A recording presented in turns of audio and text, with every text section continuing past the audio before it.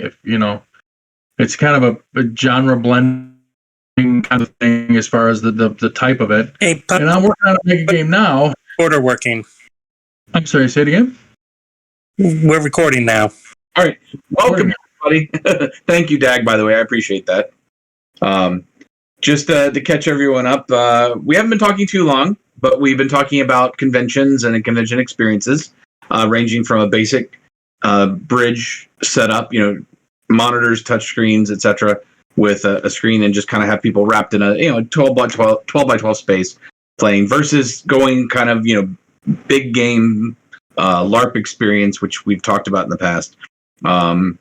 And we've been talking about Gen Con, so potentially going to Gen Con this year and what that might look like, and talking about thoughts there. Because I think we will end up with a mix as well of bridges and really classic bridges and the LARP experience. It's going to come down to how much space we can get. Because Lee has some, I would say but it's fair to say this is Lee's brainchild, relative to the mega game, some really grandiose plans of integrating the Horizons experience and the mega game experience in line, so that events that are happening in a simulation in Horizons are affecting the mega game that's going on next door or nearby. It's a connective tissue that has the mega game, big old board game, and the bridge simulators have some common loot, gear, missions, the same map, different things that try to put it into one universe or whatever. Right. Has anybody seen the brand new Star Wars Hotel Starship? Was it Galactic Star? Was it Galactic Star Cruiser? Have anybody seen the videos from that just came out? Yeah, I've seen the videos. That's a pretty cool thing, and so I look at that as inspiration. It's like, okay, how much of that blended LARP plus experience can we bring to a convention? So that's kind of what when Dave talks about my grandiose plans, that's kind of what I'm thinking is what kind of grandiose thing can we make? Yeah, well, just talking about the just the Horizons LARP, not even including the mega game. Right. I'm right there with you. That's the whole point of having the upgrades and ships and being able to advance your rank and proceed through a story with other friends and crewmates, as you might say, and enjoy that. I think there's a lot. That's what True Dungeon is. But I think we can be even, not just with the connective tissue. I think we can be even more. Just with the automation we have, like we can make the experience even more immersive. Although I'm not knocking True Dungeon, they're set up at Gen Con because they set up entire little villages there. It is impressive. They do a very good job. So that's not me dumping at all. I'm just they do still many things in an analog fashion that we can do digitally. That is purely integrated with the experience that I think can be better. Right. That's really what I'm talking about, and looking forward to that. The tests we've done for the Horizons LARP so far have gone well, and that's what we will aim for at Gen Con. We're actively trying to talk to Gen Con right now about base to see what we can do. So we'll see where that goes. But it's exciting. I think your average con, though, the LARP experience is going to be difficult to represent because your average con, there are very few paid experiences at an average con.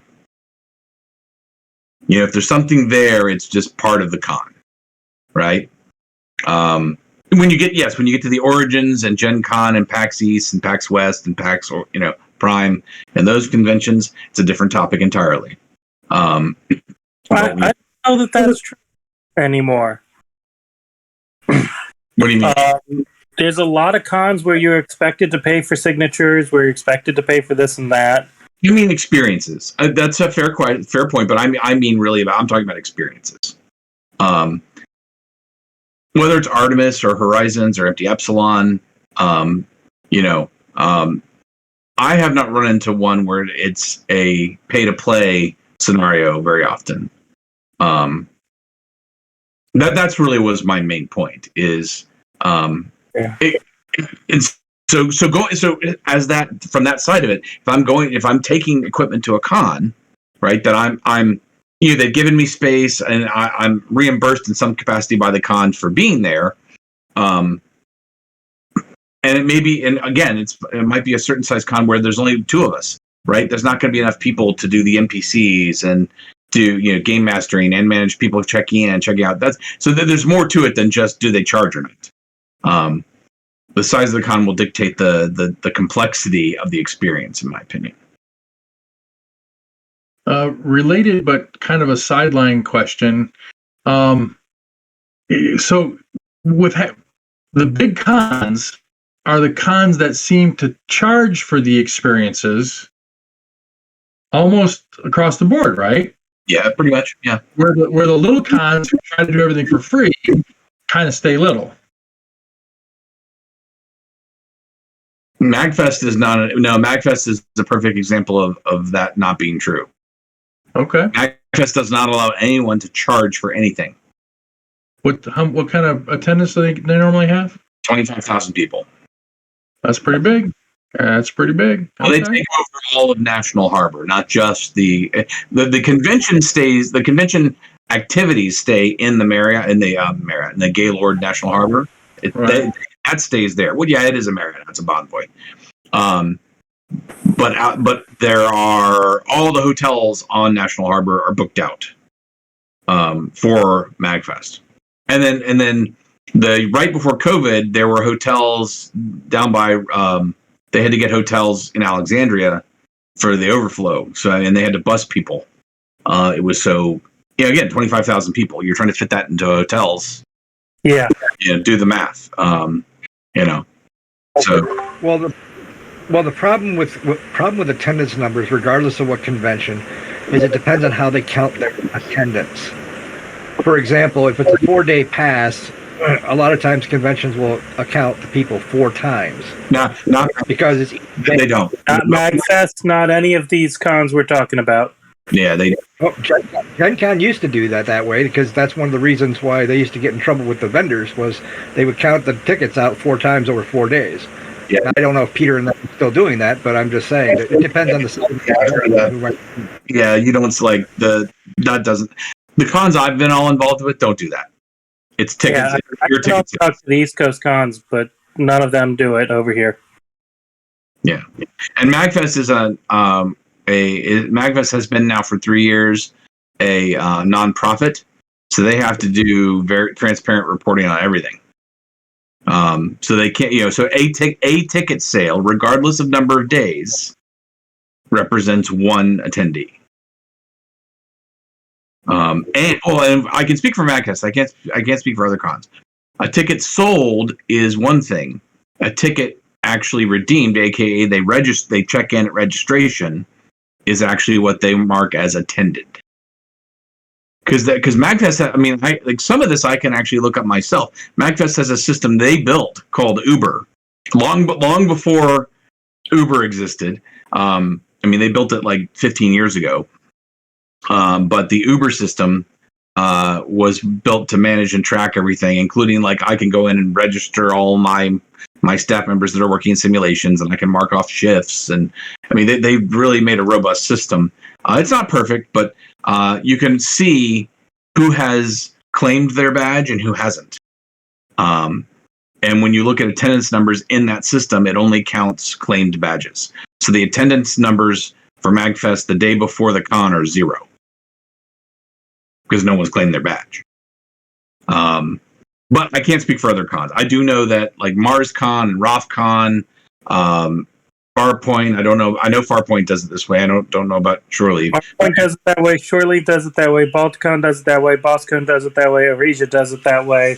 Though most of those use Ambia, which is an open source system for what we're talking about. Right. Uber doing. MarsCon does it that way. KatsuCon does it that way. Yeah, that's right. Yeah, Otakon does it that way. I'm just talking about the ones that I personally have enough visibility to be sure of. Hey, But- Dan, what Yeah. was that software called again? What was that open source software? It's called Zambia, just like the country name. Interesting. I'm friends with the guy who originally did the first build of it, and he's out of Boston area. Does a lot with Arija and Boscone. And just for the record, I'm advocating that I'm glad people are doing it that way now, but I'm just saying in the early days that was not the case in many conventions that I can believe went it. around and I mean, in order to hyperinflate their numbers so that you would go there. yeah, I can definitely believe it. I'm just saying that. Well, in this age of computing, where everything is tallied and mechanically versus the old days when it was all paper trails, that's different too. Correct. Good point. Yeah. And I did live that. I did live that paper trail life with cons, even though I'm an IT guy my whole life.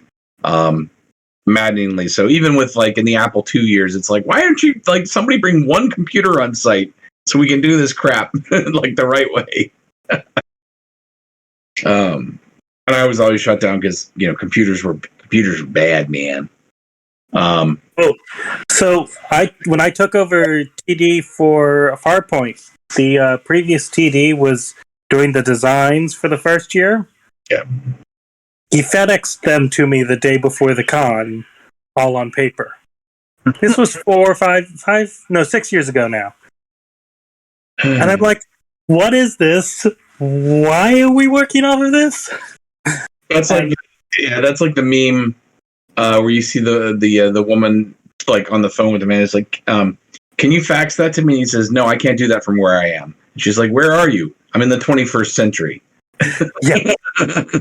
And he FedExed an oversized envelope because his drawings were on 11 by 17s. Okay, all right. So he's FedExing these big envelopes. I'm like, this could have been an email, except you hand drew these, so I guess it couldn't have been. You go click, just take a picture with your phone. Yeah. Oh, but yeah. So, did you have any misadventures from the weekend other than dealing with cable runs? I was down 2 crew in tech from what I was expecting a week out of and we kind of really needed at least one of those two. So, when you unload the truck, do you have to unload it at your house, or is there a storage unit you put everything in? My place. So when you said you had to do it by yourself, it was literally unload and then go collapse somewhere. I was unload and then take the truck back because I was using a rental truck. Oh. I need to replace it and then come back home and get enough stuff unpacked that I could collapse. Yeah. I bring food for all of my crew, so I had to unpack the food into the freezer and whatnot so it didn't go bad. And yeah. So, Lee, what? I have a couple topics I could hit on. Do you have anything you want to cover talking about? Convention experiences. One more thing, I guess. So we haven't talked about a Starship Horizons convention in a while. If we're talking about LARP experiences and we're talking about mega games, we've got cards now, and there's new connective tissue that's forming. We should be looking at a Starship Horizons convention. We had mentioned before possibly a bridge simulation convention, and that's okay. But if we got enough stuff, just a straight up Starship Horizons convention would be pretty cool too. So we're doing the LARP, having people bring their mods and things like that. Just kind of like the Artemis guys do with their Armada. People bring their bridges and get together for Saturday, Sunday at a hotel convention space and thrash it around for a couple of days. Yeah, I think Armada. They've got the next Armadas coming up. I think, isn't it? I've been seeing some. I don't know when it is, but I think it is. yeah, they're not very good at sharing it with people on their forums and on their discords even. Their communications are really poor on that one, unless you're already in the Armada email list or whatever.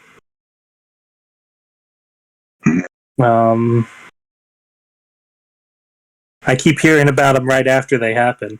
Yeah, Hilton Garden Inn in Mayfield Heights, Ohio. July 29th through 31st.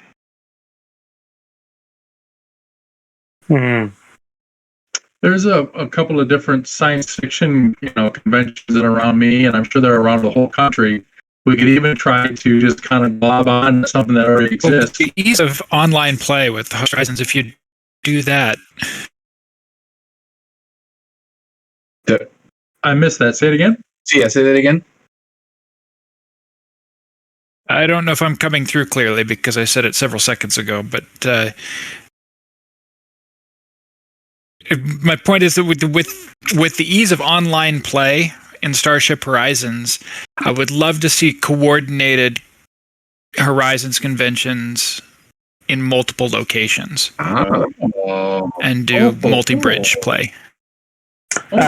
Yeah. So, all right, that means you need to get the multi-bridge up soon. Well, and actually, that will return, but without it needing to be two thick clients necessarily.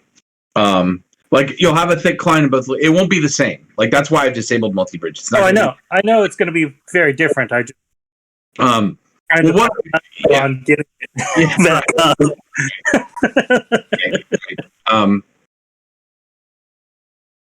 So, but yeah, I mean, I'm off mute to second that. Yeah, well, I want to get multi-bridge back, or multi-vessel back is what I really want to say.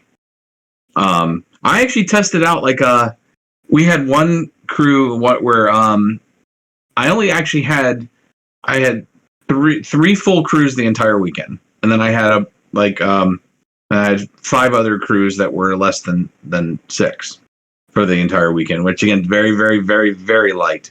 But one of them, somebody played both comms and engineering, so they grabbed it. They knew it; they'd played before, so they grabbed both tabs. And I sat at the other one, and we pulled up flight deck and assigned me a drone, launched me as a fighter in the mission. So I was flying around in the mission as the fighter, and it worked. Cool. I was able to. I mean, there's still some stuff I need to work out with the visuals on the drone itself. Meaning, I could do explosions and everything, but the laser fire and some of the not lagginess, just fine tuning the experience. But I was able to actually fly around as a fighter in that mission. It was the long patrol, but I actually took on one of the darts myself, which was kind of cool. So that was like a nice in the field test of that construct.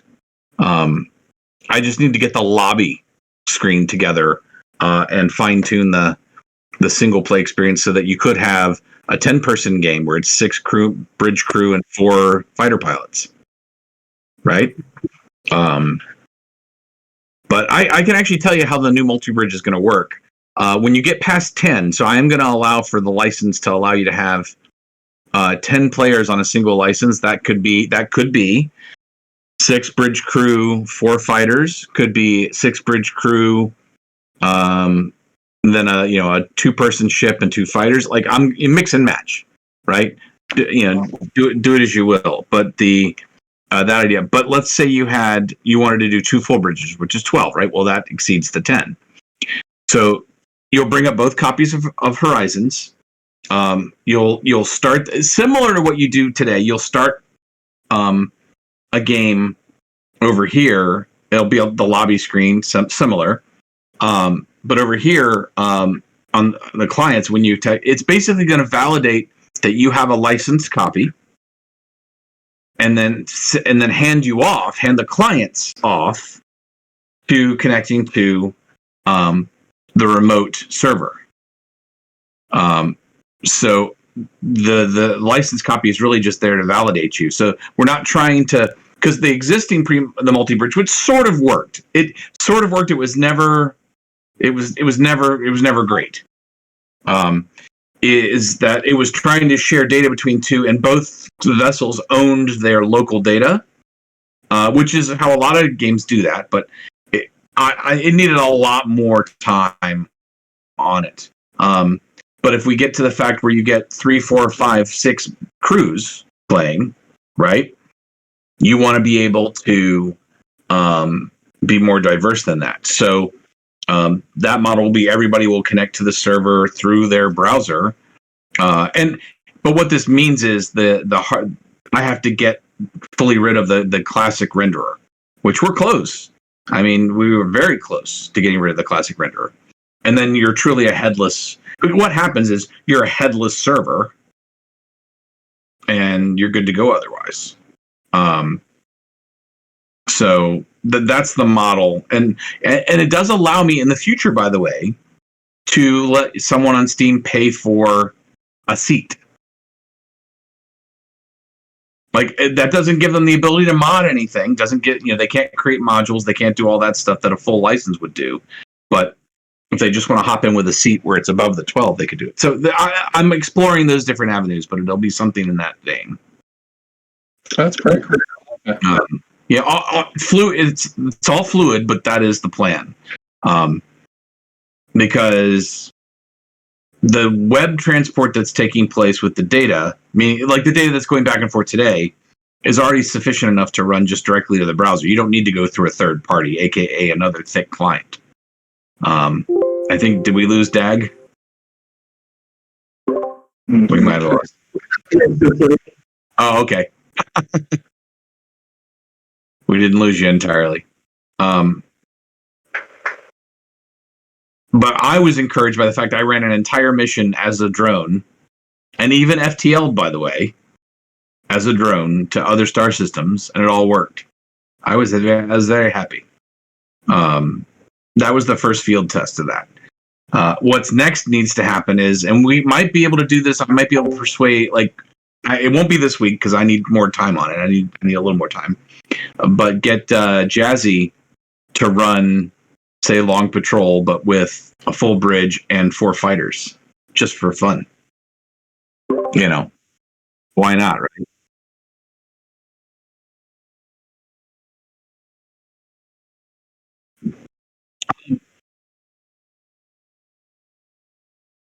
There you go.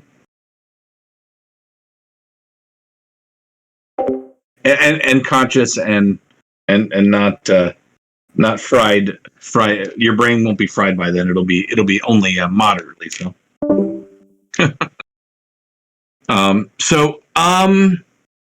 Let me see what I can do about that. At least to test it. It won't be a flawless experience, but it'll work. Because what you'll do is use in the LARP module, the flight deck screen to assign the people. So there's some options there. Okay, yeah, we can play with that. What I will need to do is add 2 more fighters, because I think I only have 2 fighters on the horizons right now. I'll have to check that. Yeah, I need to add, so there's at least 4 fighters on there. That can be arranged. That can be handled.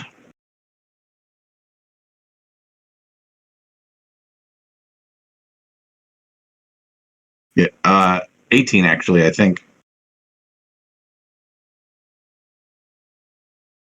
All right, let's see here.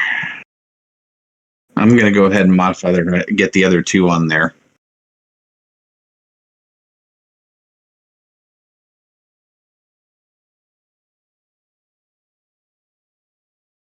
Here we go.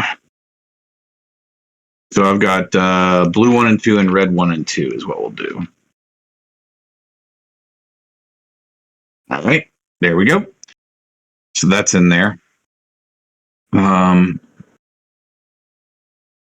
That should allow that to work. Okay.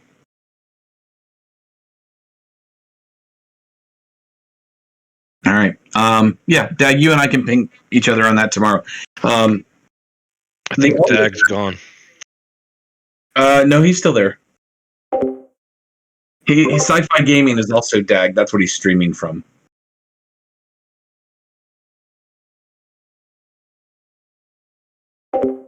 It went. Okay, so I was hoping we'd have a couple other people tonight that have run conventions and set up conventions, because I think their input would be valuable. I don't have a ton of other topics for tonight. Lee, anything we left out really? What did you need to know about running conventions? Not running. No, it was a generic topic, not about running conventions. About if they were going to run, what would they like to run at a convention? Like, the basic bridges, would they like to do the LARP stuff, talking about the big conventions, small conventions. A lot of the ground we've already covered. It was more about that. Talking about what could be offered. I've been doing conventions since 2013, so I've got plenty of experience there. So I know the basic bridge, as we discussed, is perfectly viable, and people enjoy it and have a good time with it. But we want more. And I say we, like myself, Lee, and many of us on this chat, and people that aren't in this chat that will watch this, would love to have that LARP experience and just more detail and more depth that they can come back to. Because there's plenty of people that like playing this stuff, and maybe they own Artemis or MT Epsilon or Horizons, but they don't have the money or the wherewithal to build a bridge at home. And so their escape is when they go to something like, any size convention, and they have the ability to play it with good hardware, with touch screens, with a big projection screen, things like that. Because let's be honest, most people are going to be playing on lighter devices, tablets, Chromebooks, right?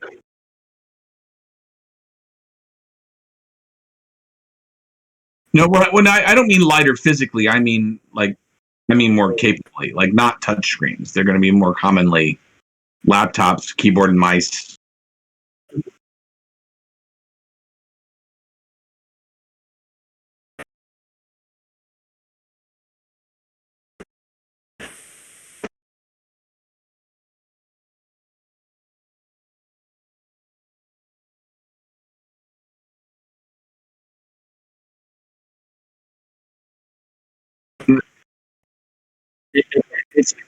It's like buying a bag of bricks. You're like, oh.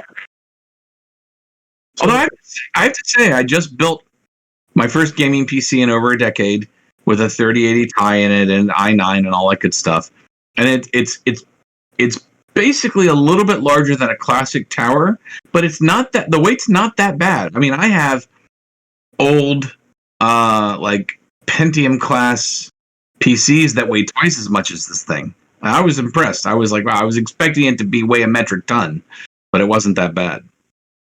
So, So I'm definitely going to be at Gen Con. Dave sounds like he's definitely going to be there too.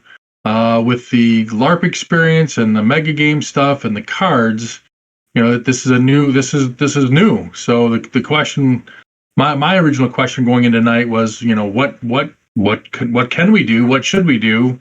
What do the people want? So that's what I was going for. Right, and that's right. It wasn't so much about like how to run, or it was more about what to run. Right. What would people enjoy doing at a con? If you went to Gen Con and you wanted to play a bridge simulator, what would you want to do? That was right. That's the core question.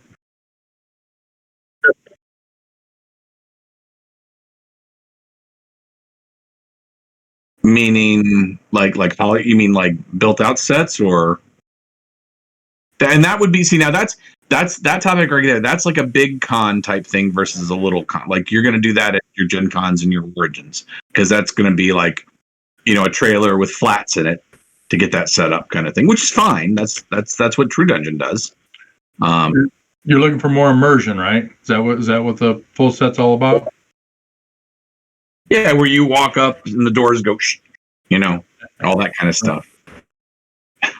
Well, besides that, and I agree. I think we'll get that's not going to happen for this Gen Con. Huh? I said, besides that, a takeaway.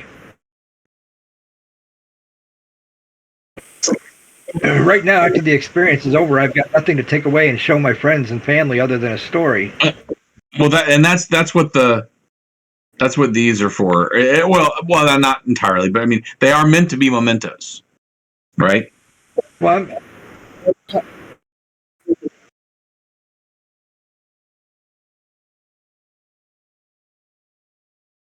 That's true. Well, that and like I play a game called Battlestar Galactica Deadlock. Not an overly fantastic game on the Xbox, and it's on PC, but it's like a miniatures game. One of the things that it has is once the battle is concluded, it has a cinematography thing where it shows you the entire battle. It gives you a video, a 10-minute video, 5-minute video, depending on how long the battle lasted, of the battle I just conducted. It's kind of neat. And in the case of, like, for example, I know we use BattleTech as an example quite often. In the pods, you got a sheet, and your takeaway was, hey, this is what you did, this is the amount of damage you did, this is so forth and so on. Now, there's nothing as a takeaway when they leave for them to go up to their friend immediately afterward and become the salesperson and say, look what I did. Oh, this was so cool. You got to go try this. I'm glad you brought that up because the sheet thing is still that is actually heavy in my mind. Lee's heard me talk about it. I do believe the sheet thing, the after action report, right? That is like, written up, if you will, it is something they should take with them, and maybe you offer it as a printout, and then they get a PDF that they can, have, so they could print it later or have it later or send it to friends, for example. Right. A reproduction of the battle is also doable. It is. It would be a challenge, I think, but the technology is already there. You could have a separate client attached to the game as a GM, just recording everything. Yeah. Towards that end, about as far as the takeaways with the mega game, I'm looking at trying to give away virtual land with a deed, a certificate that can get turned into an NFT. So yeah, I'm thinking about that line of thing as well. Well, that's just my thoughts. Good idea.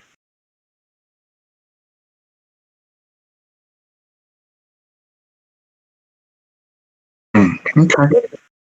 Well, I will say, but I'll just add to this though. But actually, you know what? Hold on. I'm curious about this because I think. Shoot. I've got them in another folder. I have a whole folder of my BattleTech after action reports. I kept every one of them. It's like that thick. I thought I had it up here, but because I was going to do show and tell, but no. But that had simple stuff. Most of that one was a simple recreation of the battle. Like you hit such and such hit you, and then you came back and got such. So it had a little bit. It was structured grammar, right? It was, but it was essentially you hit them, they hit you, you died, they died, that kind of stuff. So it reads like that. But you also had all your stats at the top, right? Like number of kills, number of times so the grid of killed and be killed. But the background that wrapped it was the mech you ran. So if you ran the Mad Cat or the Timberwolf or the Thor, that was wrapped around it. So you knew which mech you ran, which was pretty clever. I would probably advocate for more of, like I was saying, with regards to Battlestar Galactica's Deadlock, where you get you get to look at the mission that you just ran, like you were saying, parallel client connections, because then the guy on the phone can stand there and go, look this is where we blew him up. Yeah. Well, I'll tell you, there's I own one. Although it's sitting in storage right now, but there's a racing game that there've been many iterations of called Initial D. It came out in the late 90s. I have Initial D version 3, which is it's a twin-seater arcade game. Looks kind of like a Daytona, right, where you can race against friends, but it's street racing rather than racing on a race track. So you're racing through the streets of Japan, or the mountain passes of Japan. So that kind of thing. But what they do is, if you're not dual racing, if I'm just racing by myself, they turn the other monitor into a spectator monitor. So it's showing cinematic views of me coming around the corner at different angles, where my view is actually out of the car, but people can watch over here and they can see me hit the corner and skid and come around. And it also it just shows other stats and things, but it's not meant for me. It's meant for people watching. Right.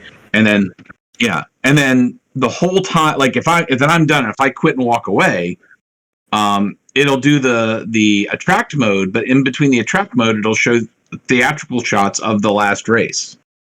It's meant to distract you. Yes, well, it doesn't work. Not with the times I post. But no, I mean, it's not like the fact that like for an arcade game experience, they thought of, hey, it would be cool if this unit's not in use.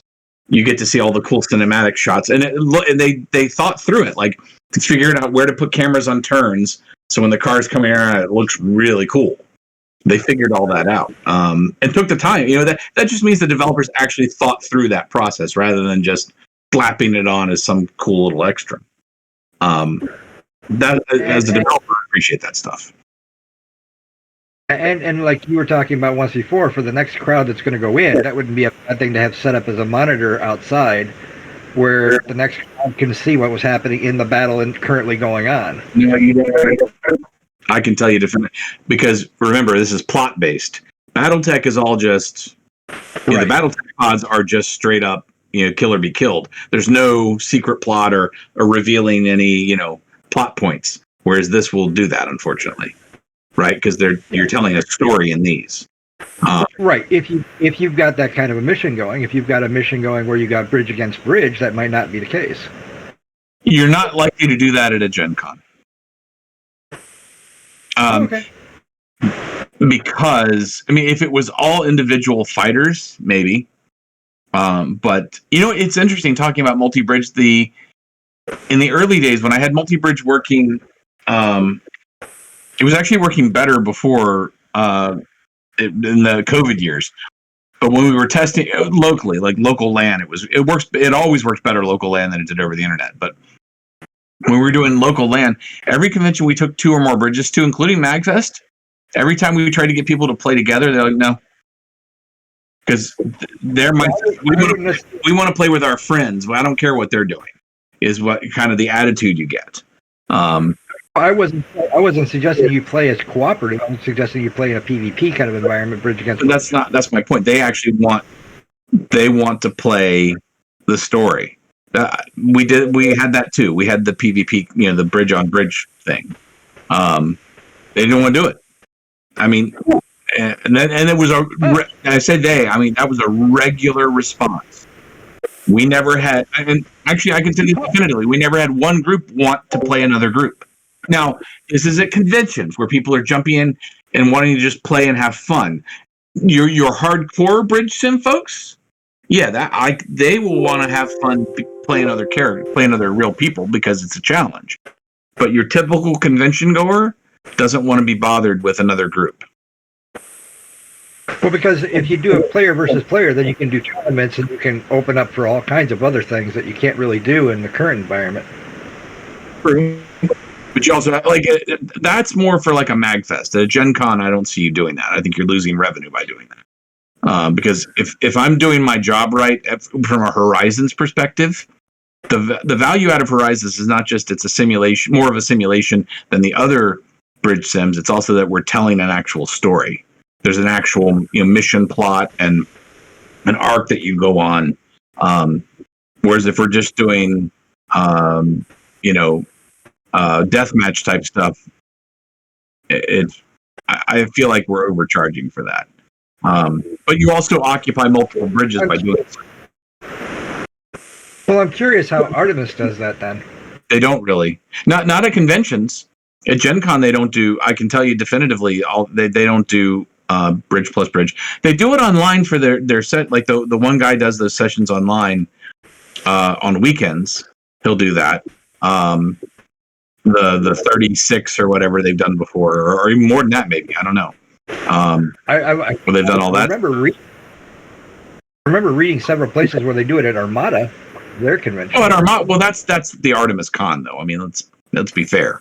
I'm talking. Right. All of my comments are really more generic in nature, like at general cons. Right. There's always exceptions to the rule. I mean, that's life. But my headspace is around, and I'm not like allergic to it. I'm not saying no, we shouldn't do that. It's more a matter of Well, it's my a matter of what experience it has was. been, like, even when I'm trying to encourage people to do it, they don't want to do it. Which I did not expect. That was eye opening to me. To be honest. So. All right. Oh, we're losing Lee.